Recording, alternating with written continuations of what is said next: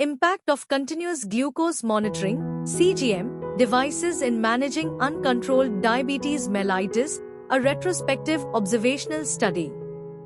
By Andre E. Manov, Rakahan Haddadin, Sukhjinder Chauhan, Gundeep Dhillon, Athna Daliwal, Sabrina Antonio, Ashrita Donepudi, Emma N. Jalal, Jonathan Najha, Melissa Banal and Joseph House. In the United States, there are around 90 million individuals affected by impaired glucose tolerance and impaired fasting blood glucose, prediabetes, with an additional 34 million diagnosed with diabetes mellitus, DM.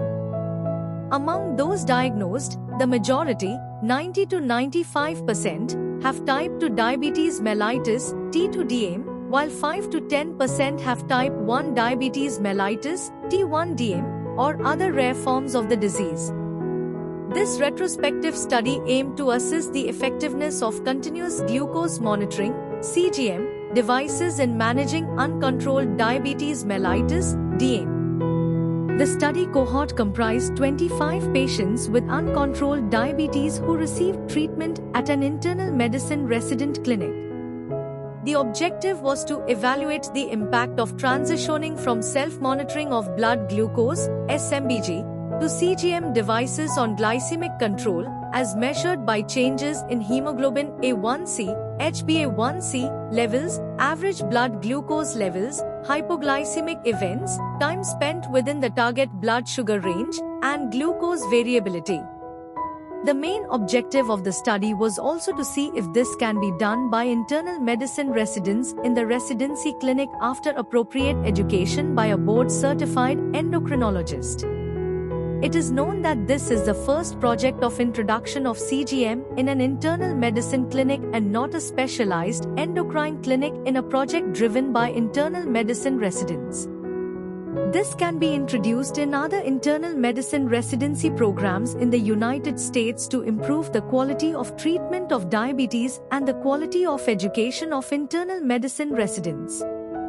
The findings indicated significant improvements in glycemic control with the adoption of CGM devices, highlighting their potential benefits for optimizing diabetes management. The mean HbA1c after transitioning from self-monitoring blood glucose (SMBG) to CGM decreased from 11.21% to 7.04%, and average blood glucose decreased from 286 mg per dl to 158 mg per dl. Time in range increased after the transition to CGM from 18% to 74%. And mild hypoglycemia decreased from 4.75% to 0.78%. The dangerous, more pronounced hypoglycemia of less than 54 mg per deciliter decreased after the switch from SMBG to CGM from 3.01% to 0.2%. All patients were using 3 to 4 injections of insulin per day plus other injectable or peroral antidiabetic medications.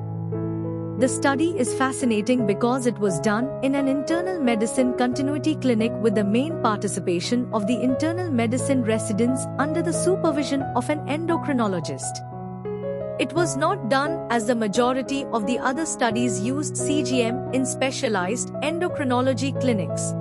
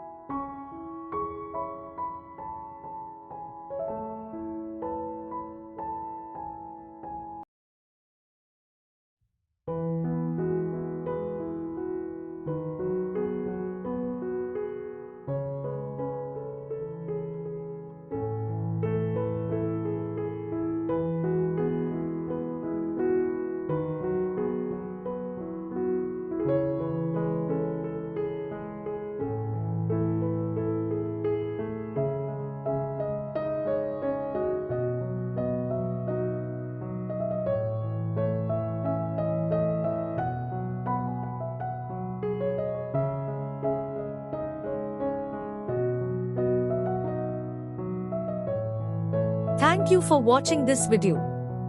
Please subscribe our channel for watch more scientific research videos.